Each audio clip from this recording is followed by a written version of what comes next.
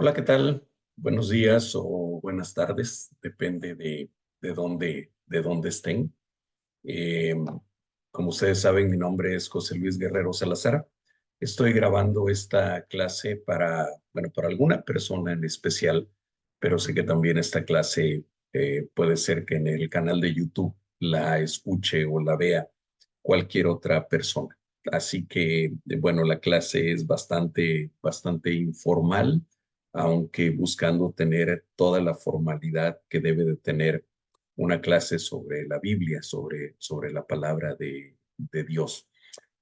Así que, bueno, como siempre que nos acercamos a la palabra, lo primero que tenemos que hacer es ponernos en las manos de Dios, porque realmente somos incapaces totalmente de interpretar correctamente, de entender correctamente su palabra, y nuestra confianza está puesta solamente en Dios, en que nos dé la dirección, en que sea su Santo Espíritu el que nos dirija, el que nos lleve a toda verdad.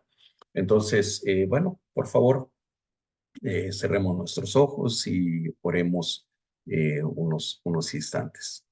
Padre amado, bendito seas, Señor. Te damos gracias en el nombre de Jesucristo por tu amor, por tu misericordia, por esa gracia infinita que nos llena, que nos envuelve y que nos sostiene.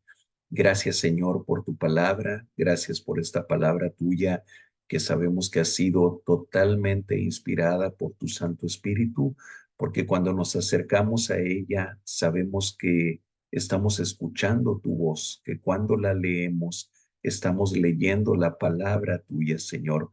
Y eso nos llena de alegría, nos llena de gozo, pero también nos llena de expectación, sabiendo, Señor, que tú quieres hablarnos por medio de ella.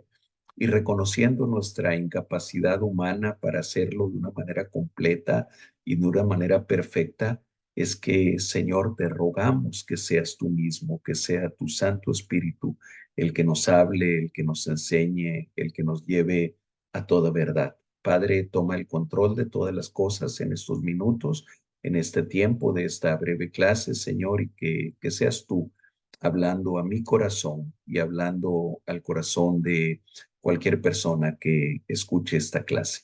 Gracias, bendito Dios. En el nombre de Jesucristo clamamos a ti. Amén. Amén. Muy bien, pues la clase que tenemos hoy dentro de este curso de discipulado, el título de ella es la adopción, y el tema obviamente que se trata de la adopción. Y a lo mejor alguien se puede preguntar, bueno, por qué vamos a hablar si estamos hablando de la Biblia o si estamos estudiando la Biblia? ¿Por qué hablar de un tema que más bien pudiera sonar como un tema de tipo legal? Estamos acostumbrados a escuchar en el lenguaje cotidiano que algún niño fue adoptado o que algún hijo ha sido adoptado, que no es un hijo natural, biológicamente hablando, sino que fue más bien un procedimiento legal, que a veces tienen que intervenir abogados, que a veces tienen que intervenir los jueces para que una adopción sea legal, sea completa, sea correcta.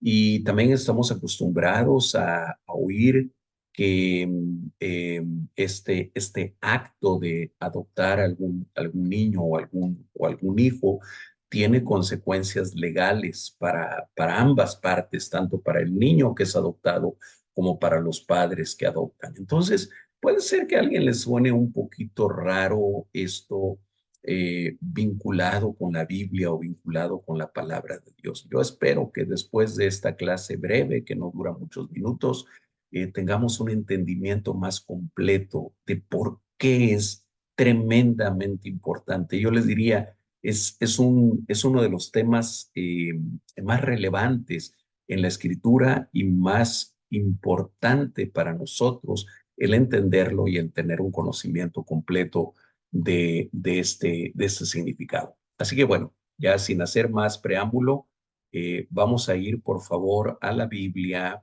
Yo tengo aquí estoy en la computadora, entonces para no estar brincando de un lugar a otro, voy a buscar en la Biblia electrónica que tengo aquí, en el libro de Romanos, y vamos a ir al capítulo 8 y vamos a leer primeramente los versículos 15 y 16. Quienes estuvieron en la clase anterior a esta, yo les dejé como tarea que memorizaran Romanos 8, 15 y 16. Memorizar la escritura es una de las cosas más hermosas que podemos hacer y más útiles para nuestra vida. Siempre recuerdo lo que dice el Salmo 119, versículo 11, a donde el salmista dice: en mi corazón he guardado tus dichos para no pecar contra ti. Y siempre que memorizamos la escritura, yo me acuerdo de ese versículo, porque cuando nosotros memorizamos algo, lo estamos guardando no solamente en nuestra mente, lo estamos guardando en nuestro corazón también. Y si nosotros memorizamos la palabra de Dios, eso nos va a ayudar a cumplir con la palabra de Dios, a esforzarnos por cumplirla y por lo tanto a no pecar contra él. Por eso el salmista decía de esta manera: en mi corazón he guardado tus dichos, es decir, tu palabra, para no pecar contra ti. Bien, así que yo espero que algunos de ustedes hayan memorizado desde la semana pasada hasta hoy Romanos 8, 15 y 16, que dice de la siguiente manera: pues no habéis recibido el espíritu de esclavitud para estar otra vez en temor, sino que habéis recibido el espíritu de adopción, por el cual clamamos: Abba, Padre. El espíritu mismo da testimonio a nuestro espíritu de que somos hijos de Dios. Miren, yo no sé si ustedes alguna vez se han hecho la pregunta, y espero que sí, todos nos las hemos hecho alguna vez: ¿qué es ser cristiano? ¿Qué significa ser cristiano? Hay un escritor de apellido Parker que en uno de sus libros creo que da una definición hermosa de qué es ser cristiano. Y él dice: cristiano es alguien que reconoce tener como padre a Dios. Miren qué hermosa esta definición. Cristiano es alguien que reconoce tener como padre a Dios. Nosotros, si tú eres un creyente en Jesucristo, si tú has recibido por la fe a Jesucristo como tu Señor y como tu Salvador, entonces déjame decirte, tú eres un hijo de Dios. Hay veces escuchamos, y eso es parte de un humanismo místico, a lo mejor muy, muy extendido, pero que no deja de ser humanismo, que dice: es que todos somos hijos de Dios. Todos somos hijos de Dios. Bueno, suena muy bonito y muy humanístico, pero no es la verdad que enseña la Biblia. La Biblia no dice que todos somos hijos de Dios, todos somos criaturas de Dios. Eso sí, todos hemos sido creados por Dios. Y en un sentido muy general, bueno, alguien pudiera generalizar y decir: bueno, si somos criaturas de Dios, somos hijos de Dios. Pero ser hijos de Dios es algo mucho mayor que ser criaturas de Dios. Y la palabra enseña que no todos somos hijos de Dios, pero sí Dios quiere que aquellos que creemos en Jesucristo, por medio de Jesucristo, lleguemos a ser sus hijos. Y por eso es que hablamos de que somos adoptados, porque miren, Dios tiene solamente un hijo natural, que es el Señor Jesucristo. Es el Dios Hijo, el eterno Hijo de Dios. Nosotros creemos, de acuerdo a lo que enseña la Escritura, que Dios es ese Dios trino, esa santísima Trinidad, como a veces se le menciona de una manera correcta, que es Dios Padre, Dios Hijo y Dios Espíritu Santo.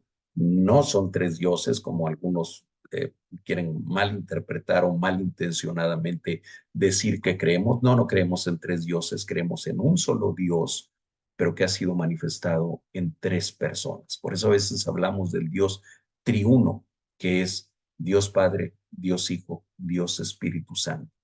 El Hijo de Dios, que se encarnó, ese verbo que se encarnó en la persona de Jesucristo. Dice Juan capítulo 1, versículo 14, y aquel verbo fue hecho carne y habitó entre nosotros y vimos su gloria, gloria como la del unigénito de Dios.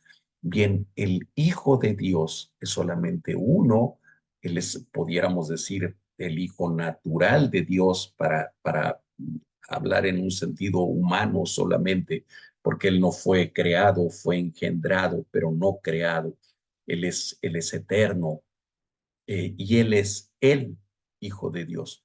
Pero nosotros, por adopción a través de él, llegamos a ser también hijos de Dios. Adoptados, sí, pero hijos, sí, igual que el Señor Jesucristo en el sentido de ser hijos, no iguales a él en su divinidad, para nada. Ni somos ni llegaremos a ser nunca en cuanto a su divinidad como él, como también hay alguna otra corriente herética que por ahí enseña, ¿verdad? No, pero ya somos hijos de Dios. Volviendo al texto que acabamos de leer hace un momento, Pablo, el apóstol Pablo, le está escribiendo a la iglesia en Roma, por ahí del año 57 aproximadamente, y les está hablando del tema de la ley, ha tocado un poco el tema de la ley, y entonces les dice a la iglesia de Roma, a la iglesia que estaba naciendo en Roma en aquel tiempo, siglo I, años 57 aproximadamente, años 50, les dice, les recuerda, pero sobre todo el Espíritu Santo a través de Pablo nos recuerda a nosotros, no han recibido el espíritu de esclavitud para estar otra vez en temor. ¿Por qué comienza haciendo esta aclaración y por qué comienza haciendo esta precisión? Bueno, porque a veces los seres humanos dentro de una religiosidad mal entendida podemos caer en un espíritu de esclavitud o en una situación de esclavitud. El apóstol Pablo y la palabra de Dios a través de varias de las cartas de Pablo, pero también a través de algunas de las otras cartas de los otros apóstoles, nos menciona una y otra vez que nosotros ya no estamos bajo la ley, sino bajo la gracia. ¿Qué quiere decir esto? Que nuestra salvación eterna, no depende de que nosotros podamos cumplir la ley. Ojo, no estoy diciendo ni estoy queriendo enseñar que la ley no sea importante. No estoy queriendo decir que ya no necesitemos cumplir con la ley. Cuando hablamos de la ley, estamos hablando de la ley mosaica que le fue llamada así porque le fue entregada a Moisés en el monte Sinaí directamente por Dios. Y es una ley muy extensa que ustedes la pueden encontrar en los primeros 5 libros de la Biblia, conocidos como Pentateuco, Génesis, Éxodo, Levítico, Números y Deuteronomio. Ahí pueden encontrar la ley, pero que Dios nos dio, sabiendo lo limitado que somos los seres humanos, un resumen en lo que conocemos como los 10 mandamientos, ¿verdad? Éxodo capítulo 20. Ustedes lo pueden encontrar ahí, versículos 1, me parece que al 14, 15, no estoy totalmente seguro en este momento, pero Éxodo capítulo 20, ustedes pueden encontrar ahí los 10 mandamientos. Bien, los seres humanos no somos capaces ni siquiera de cumplir con los 10 mandamientos, mucho menos con los 600 y pico de mandamientos que hay en la ley mosaica. Y cada vez que el hombre ha tratado de tener una relación con Dios basado en su propia justicia y en su propia capacidad para cumplir la ley, han ocurrido dos cosas. Una, ha corrompido la ley porque le ha agregado todavía más cosas de lo que la ley dice. Y la segunda, se ha enfrentado una y otra vez a su incapacidad para hacerlo. Y déjenme mencionarles solamente uno de los 10 mandamientos, uno de los 10 mandamientos. Uno que dice, no matarás. Y a lo mejor la gran mayoría de nosotros podrá decir, nunca he matado a nadie, no soy un asesino, nunca le he quitado la vida a nadie.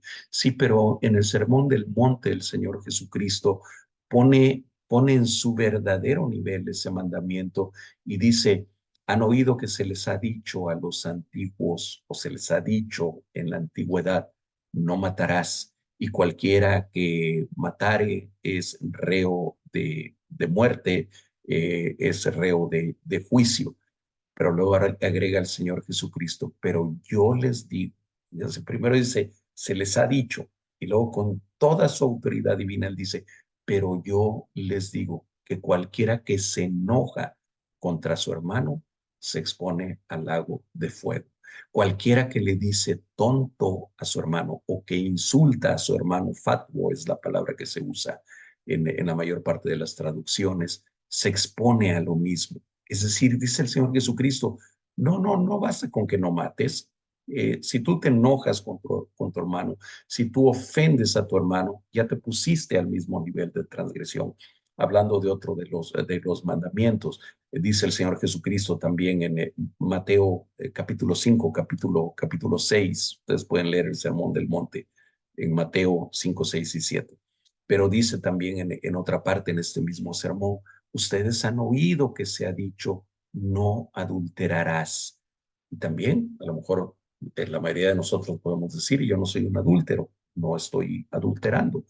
Pero el Señor Jesucristo dice, pero yo les digo que cualquiera que mire a una mujer para codiciarla, y déjenme aclararle que esto mismo se aplica a las mujeres con los hombres, cualquiera que mire a una mujer para codiciarla, ya adulteró con ella en su corazón.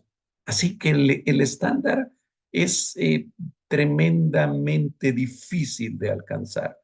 ¿Qué hombre puede decir yo jamás he visto a una mujer con codicia o con deseo? O qué mujer puede decir jamás, nunca ha cruzado eso por mi mente? Es tremendamente difícil. Entonces, cuando nosotros tratamos de justificarnos delante de Dios por medio del cumplimiento de la ley, terminamos viviendo en esclavitud porque nos damos cuenta que nos podemos hacer esclavos de una religiosidad vacía, de una religiosidad que está solamente llena de rituales y que nunca alcanzamos el estándar que deberíamos de haber alcanzado. Por eso es que Dios, Hijo, se tuvo que encarnar en la persona de Jesucristo, vivir el sí una vida perfecta, una vida de cumplimiento total, completo y absoluto de la ley para después tomar nuestro lugar en la cruz del Calvario y morir el justo por los injustos, para que aquellos que somos injustos y que somos incapaces de vivir una vida completamente recta, pudiéramos tener salvación por medio de Jesucristo. Entonces, regresamos otra vez a Romanos capítulo 8, versículo 15. No han recibido el espíritu de esclavitud para estar otra vez en temor. Porque, amados hermanos, cuando nosotros tenemos esa intención de vivir una vida perfecta, de vivir una vida intachable, impecable, estamos constantemente con una sensación de temor, el temor de haber ofendido a Dios de alguna manera, de haberme equivocado de alguna forma, de a lo mejor haber pecado en mi pensamiento, ¿verdad? Tal vez no en mis actos o en mis palabras, pero sí en mis pensamientos, y eso a muchos los ha llevado a vivir en una verdadera esclavitud y bajo el temor. Y aquí nos dicen, no han recibido el espíritu de esclavitud para estar otra vez en temor. Y viene este sino, o este famoso pero que yo alguna vez les he comentado, que qué glorioso es ese pero en la palabra de Dios cuando dice, por ejemplo, pero Dios, en este versículo que estamos leyendo, dice, sino que no habéis recibido el espíritu de esclavitud para estar otra vez en temor, sino que habéis recibido el espíritu de adopción. Gloria a Dios. Y ahorita nos va a hablar un poquito más de qué es ese espíritu de adopción. Dice, habéis recibido el espíritu de adopción por el cual clamamos, Abba, Padre. Y aquí hay que detenerse un poco para disfrutar esto que la palabra de Dios dice. Abba es una palabra en arameo y es una palabra usada o que se usaba. El arameo actualmente es una lengua muerta, ya no se habla como tal esta lengua, pero era la lengua materna del Señor Jesucristo, porque era la lengua que se hablaba en Galilea, a donde él creció. Y este Abba, eh, usado junto con la palabra correspondiente que significa padre, este Abba Padre era una forma cariñosa, familiar de dirigirse al papá terrenal, al papá biológico. Los hijos pequeños usaban esta expresión para dirigirse cariñosamente a su papá. No hay una traducción y a veces cuando tratamos de traducir palabras que no tienen realmente una traducción, terminamos también usando términos inadecuados. Entonces, primero quiero decir, no tenemos una traducción al español para ABA, pero ¿cuál sería la traducción dinámica o el equivalente dinámico? Bueno, ¿cómo le hablamos a nuestro papá terrenal, nuestro papá biológico, de una manera cariñosa? Pues a lo mejor algunos, yo recuerdo que a mi papá, cuando vivía, yo a veces le decía papi eh, o pa, es un término, yo escucho a mis hijos todavía a esas alturas se refieren a veces a mí como pa, y es algo que a mí me encanta el escucharlo. Pa, papito, papi, papá, también es un término cariñoso, pero uno nunca le dice de esa manera a alguien que no es nuestro padre a quien amamos. No te refieres a cualquier persona diciéndole papi. Bueno, las esposas a lo mejor a veces de una manera cariñosa se refieren así a sus esposos o las novias con los novios, pero se entiende que es en otro sentido totalmente. Pero esa expresión habla de una relación familiar. Fíjense que algunos autores, uno de ellos, Joaquín Jeremías, eh, que hacen un estudio muy exhaustivo del idioma hebreo, del idioma arameo, y que han buscado en otros escritos más o menos de la misma época palabras equivalentes a esas que son usadas en la escritura para ver cómo se usaba o en qué sentido se usaban estas palabras, han encontrado eso, que la palabra Abba tenía ese sentido, pero no encuentran ningún antecedente en el cual, digamos, un rabino o un fariseo o un judío se hubiera atrevido a dirigirse a Dios, al Dios eterno, como Abba. Se hubiera considerado casi, casi como una blasfemia, no en el sentido de que sea un insulto, sino en el sentido de que es una falta de respeto.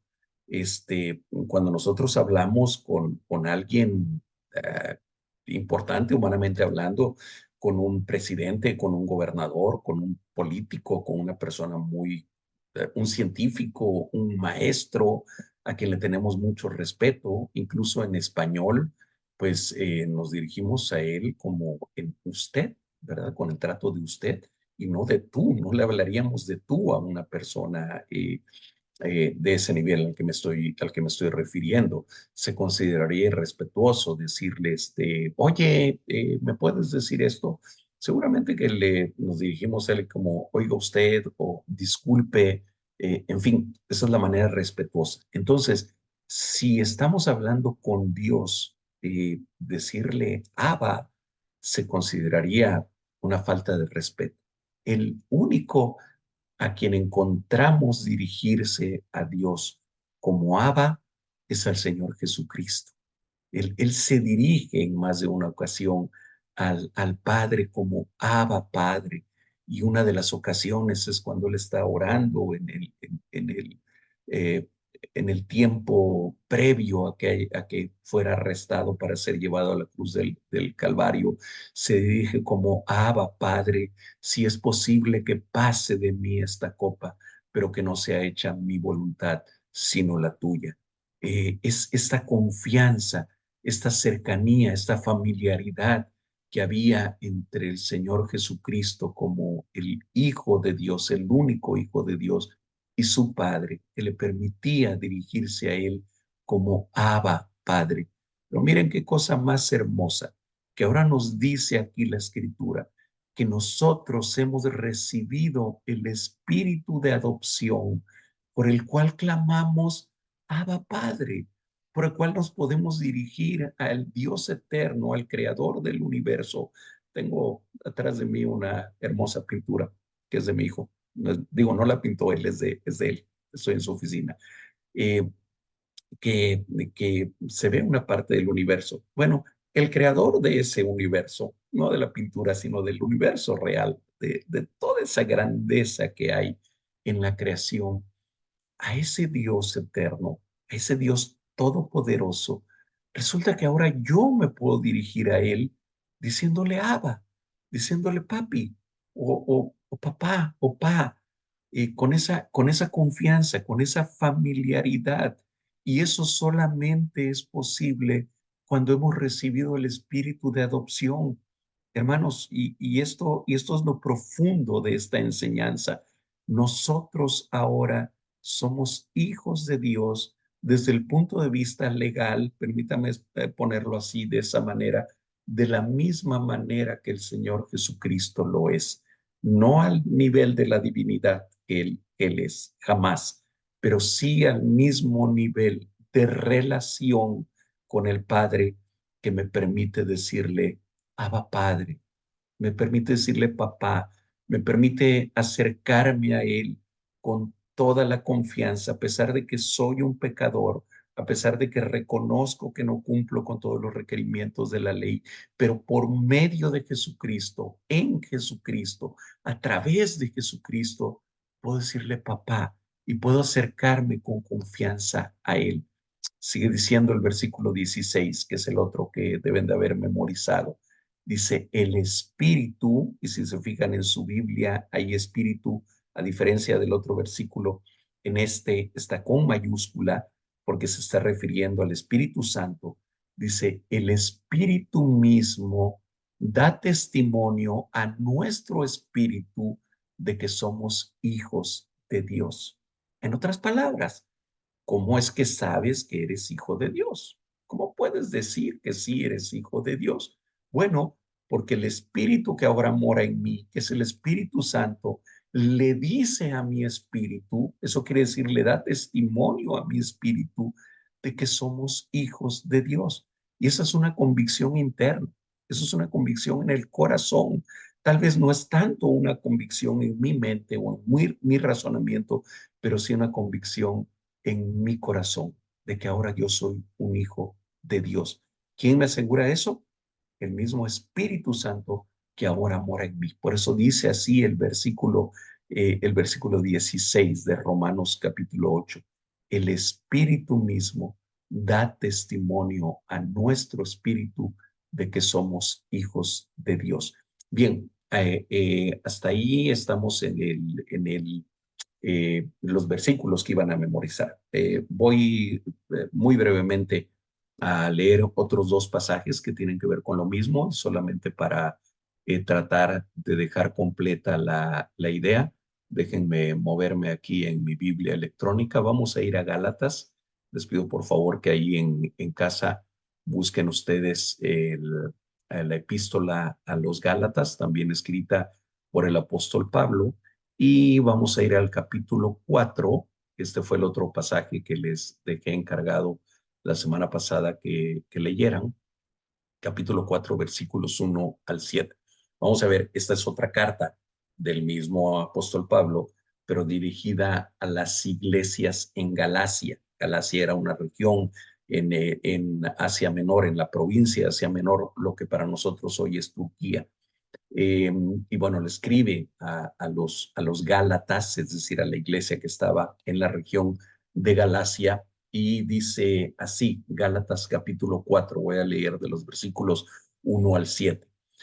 Dice, pero también digo, entre tanto que el heredero es niño, en nada difiere del esclavo, aunque es señor de todo, sino que está bajo tutores y curadores hasta el tiempo señalado por el Padre.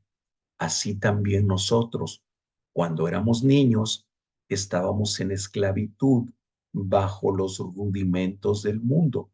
Pero cuando vino el cumplimiento del tiempo, Dios envió a su Hijo, nacido de mujer y nacido bajo la ley, para que redimiese a los que estaban bajo la ley, a fin de que recibiésemos la adopción de hijos. Y por cuanto sois hijos, Dios envió a vuestros corazones el espíritu de su Hijo, el cual clama, Abba, Padre. Así que ya no eres esclavo, sino hijo. Y si hijo, también heredero de Dios por medio de Cristo. No tenemos el tiempo para ahondar, profundizar en cada uno de estos versículos, así que voy a mencionarlos de una manera muy rápida.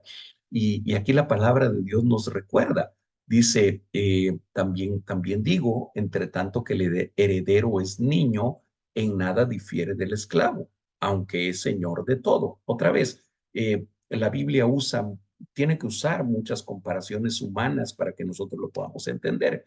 Y en aquel tiempo en el que estaba siendo escrita esta carta, era un tiempo en el que había esclavos. La esclavitud tenía otro sentido muy diferente al que tuvo después en otros países, siglos después, como en los Estados Unidos, como en Inglaterra o en tantas otras partes, que fue algo terrible. Digo, la esclavitud de todas maneras era algo terrible, pero tenía otro sentido en aquel tiempo. Los esclavos eran más bien como sirvientes de casas obviamente adineradas.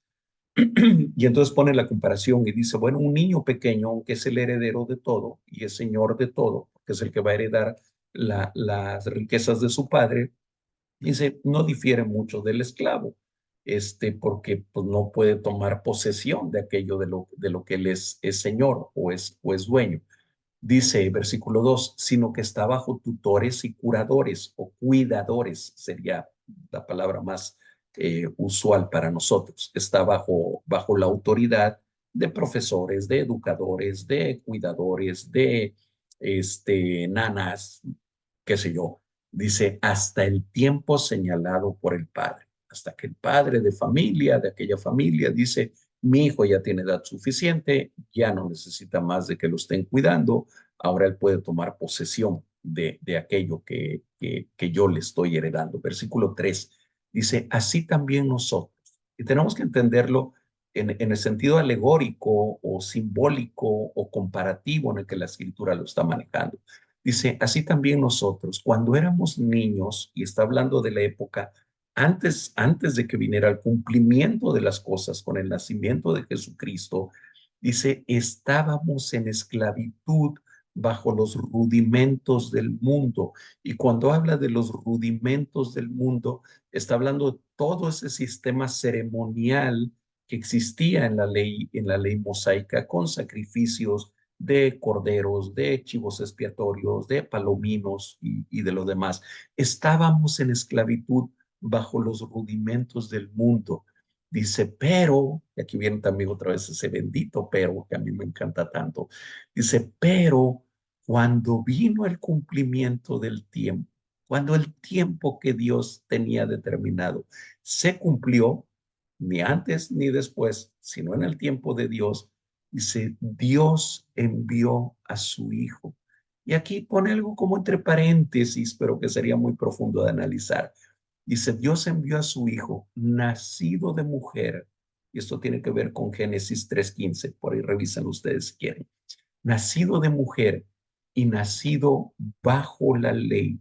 Recordemos que el Señor Jesucristo, desde su nacimiento, él cumplió con la ley, fue circuncidado, como ocurría con todos los bebés judíos, al octavo día de nacido, a los 8 días de nacido, fue llevado al templo para ser presentado junto con una ofrenda de unos palominos, que era lo que estaba estipulado en la ley, y él nació bajo la ley y vivió bajo la ley y cumplió todos los requerimientos de la ley.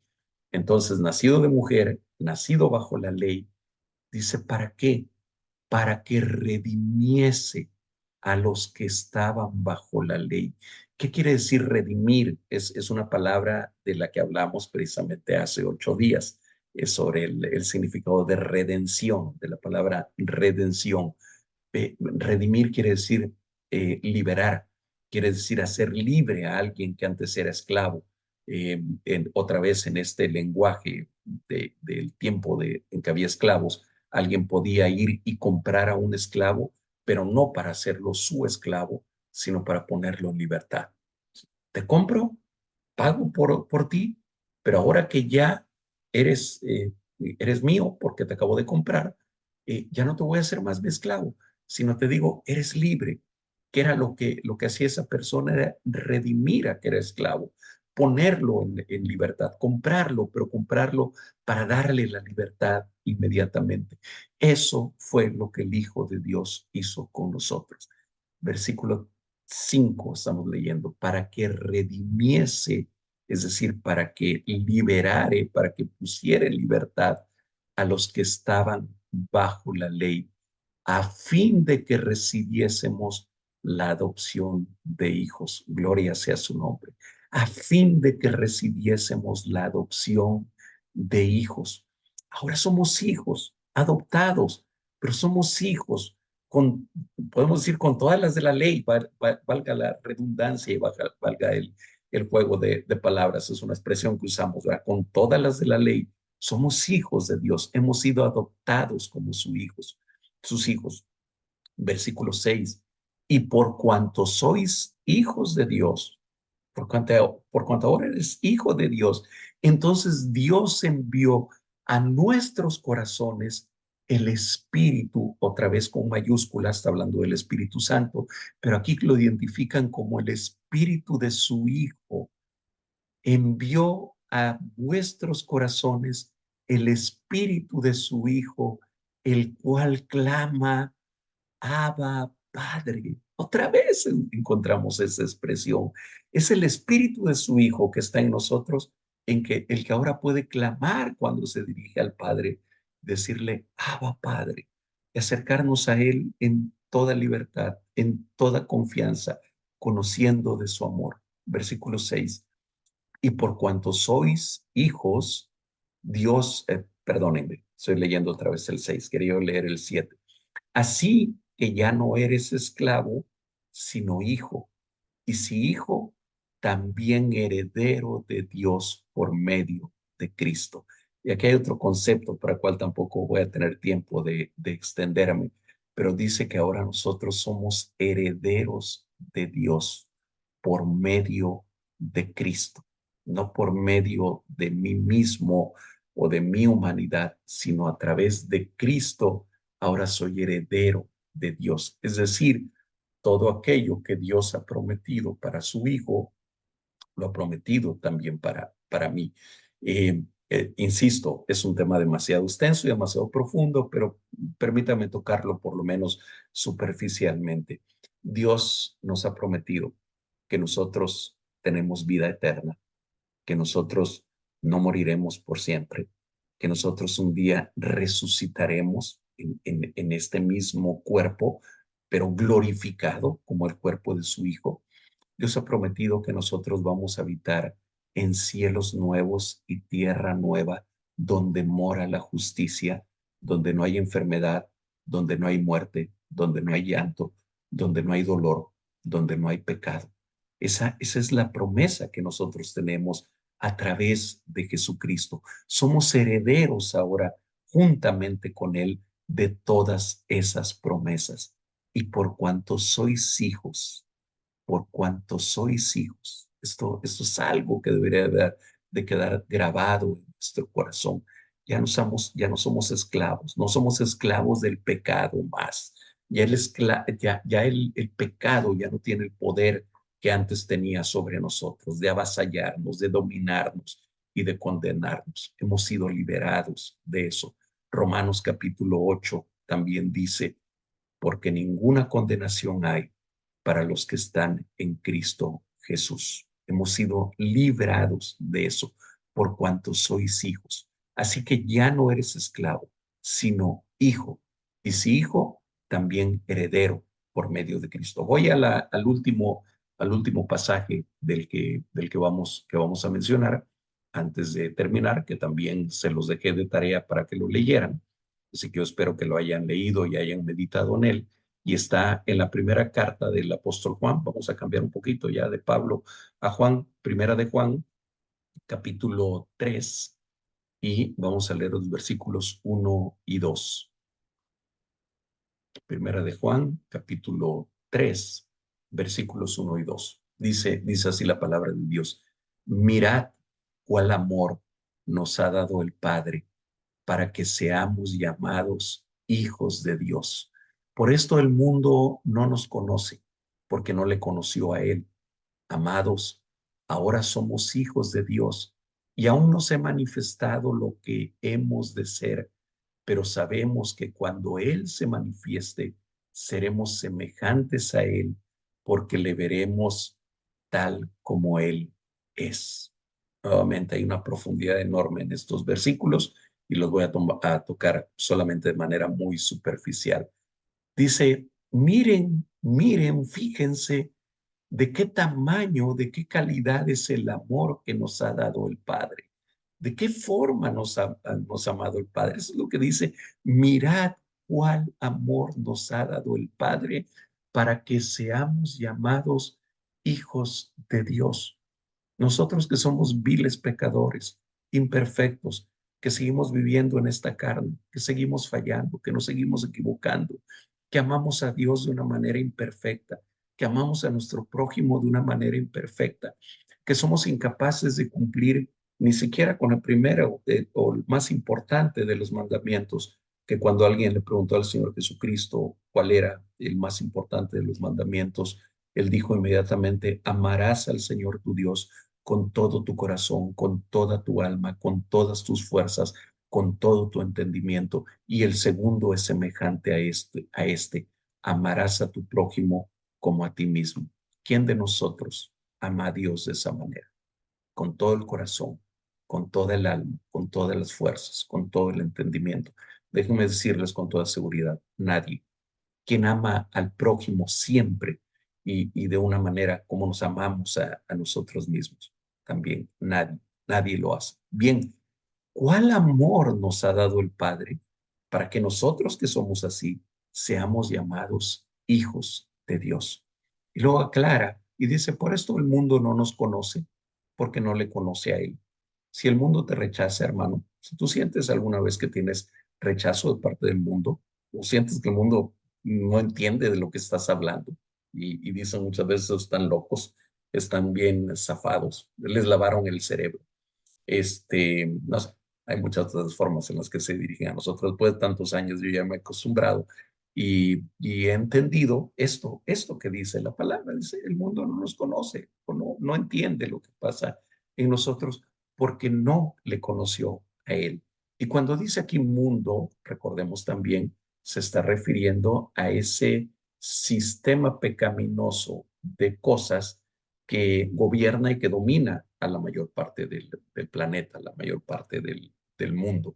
Eh, ok, no quiero salirme del tema. Versículo 2, amados, ahora somos hijos de Dios. Vean cómo aquí hay una afirmación en presente. No es que algún día vamos a llegar a ser hijos de Dios, no que en el futuro vamos a ser hijos de Dios, no que si te portas bien o que si cumples con todos los requerimientos de tu iglesia o de tu religión, vas a llegar a ser hijo de Dios. No, se está dirigiendo, Juan también le está escribiendo a la iglesia de Jesucristo en aquel tiempo, a la iglesia que había en aquel lugar, principalmente en el área de Palestina, pero que también para cuando Juan escribe estas cartas, ya había iglesias cristianas en muchos otros lugares fuera de la región de Palestina. les dice a esas personas que eran pecadores igual que nosotros, les dice, ahora somos hijos de Dios.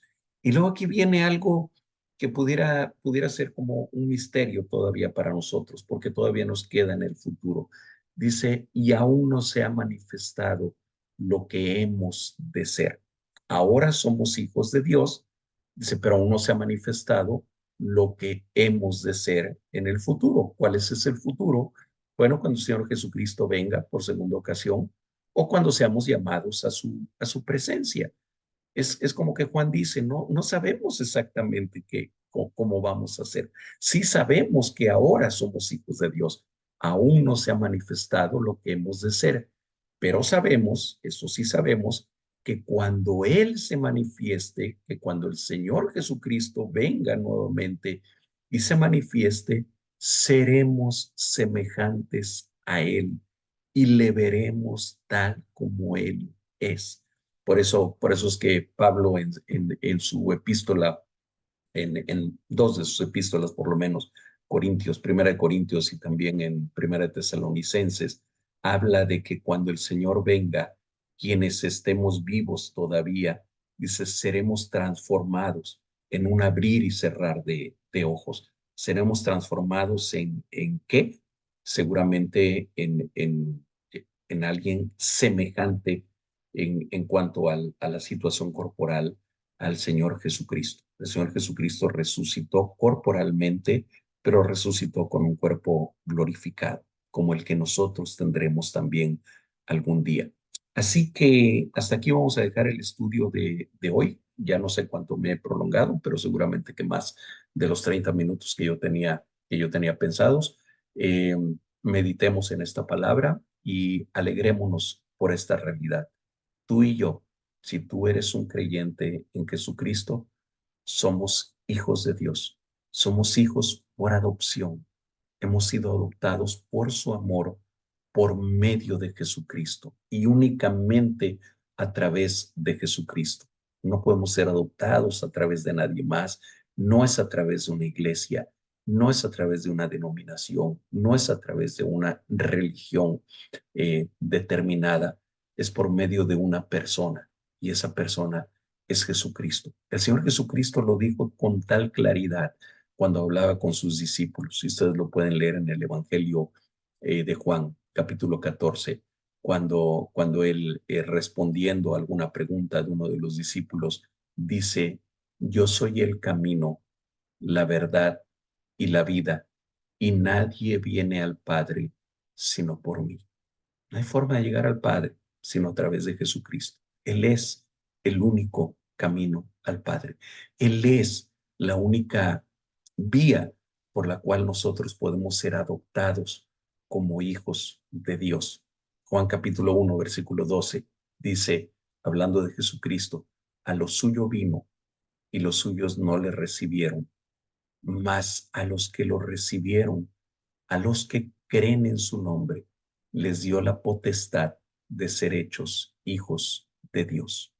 Que el Señor te bendiga, que el Señor toque tu corazón. Y si tú aún no tienes la seguridad de ser un hijo de Dios, ese es el momento para que hables con el Señor, para que le pidas perdón por tus pecados, para que te vuelvas de la forma de vivir que has tenido, para que experimentes arrepentimiento por tus pecados, para que le pidas perdón y para que invites al Señor Jesucristo a que venga a tu corazón, que sea tu Redentor, tu Señor, tu Salvador y tu Rey. Oremos. Padre, gracias por este tiempo. Gracias por esta palabra hermosa, Señor, a la que podemos acceder por medio de ti, Padre eterno. Gracias, gracias por habernos amado de esta manera que nosotros no podemos entender y porque a través de ese amor tuyo y por medio de Jesucristo hemos sido adoptados como hijos tuyos. Somos parte ahora de la familia de Dios. Tenemos una familia de la cual tú, Señor Dios, eres la cabeza, eres el jefe, eres el dueño. Pero nosotros, cada uno de nosotros, ahora somos herederos de todas aquellas promesas tuyas. Bendito seas, porque esto lo hemos recibido no por méritos que no tenemos, no por obras que no hemos hecho, sino únicamente por tu gracia, únicamente por tu misericordia y por tu amor, y únicamente a través de Jesucristo, nuestro Señor y nuestro Salvador. Muchas gracias, Señor. Ayúdanos a vivir como hijos tuyos. Ayúdanos a vivir como hijos de la luz que somos, como hijos de nuestro Padre. Gracias, Señor, en el nombre de Jesucristo. Amén. Amén. Denme solamente 3 segundos o 4 segundos para volver a poner eso aquí, ¿ok? Y bien, que Dios los bendiga y nos vemos la próxima semana, si el Señor lo permite. Bendiciones.